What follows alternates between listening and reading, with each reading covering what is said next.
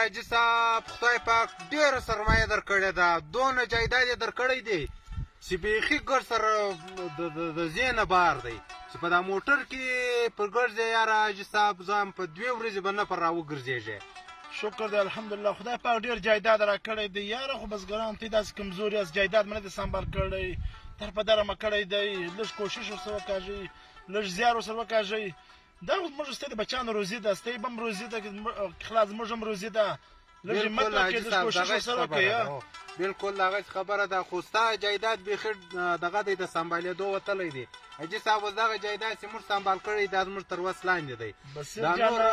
بصیر جانه دا ولې یاره ته هم لږ دغه کوو یاره، لږ غږ پر کوو ولې دا یا موږ هم پر لګیا یو حاجي صاحب، موږ خپله خواري خپل محنت کوو. ته داسې وکړه حاجي صاحب، یو څه نور غریبانان هم دغه که هغه به هم یو څه بچیان روزي کې اخلي، هغو ته یې هم ورکړه. دا جایداد زموږ تر وس تېر دی. یا یې ولې نه ولې نه، الله دې راولي چې هر څوک راځي خدای دې راولي. السلام علیکم. وعلیکم السلام. ستړی مه سې په خیر، ستړی مه سې په خیر. حاجي صاحب څنګه یې؟ ستړی مه سې دین انسان د شی په خیر یې؟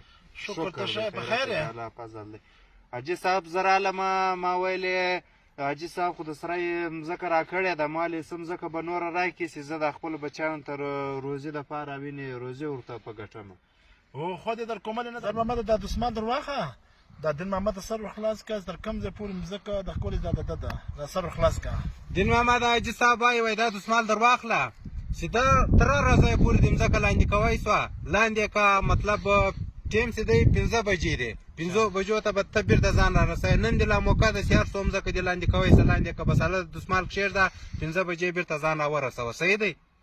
هو انشاءالله. حاجي صاحب دا به ګرده مځکه درځه لاندې کړي. یا مړه مځکه چېرې لاندې کوی مځکه دونه ډېره مځکه ده چې 2 ورځې په 2 شپې باندې نسي دغه کولی، په موټر کې سړی نسي دغه کولی، دی بیا په دا تر 5 بجو به دی څونه لاندې کړي. او یاره خو لسې کړه به لاندې کړي، بالا خو دی هم نسي لاندې کوی، په لسې کړه حاجي صاحب ګر سره خبر لا نه دی یاره. هو دا ځای به بس یا نن لا موقع ده ځکه لاندې کړه.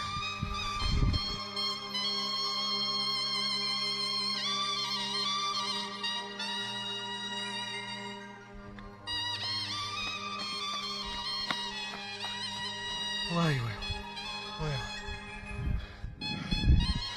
نن لا موقع ده دین محمده، ځکه نور هم لاندې کړه، نور هم لاندې کړه.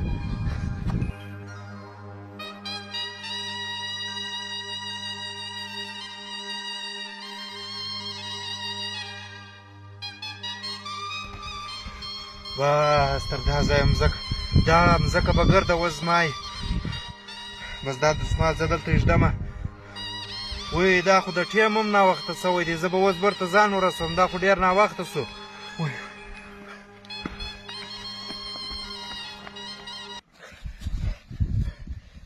حاجي صاحب زه ولاړلمه، پر هغه مځکه مې دسمال کښېښولی، بیرته رالمه، اوس تر هغه ځایه مځکه زما ده.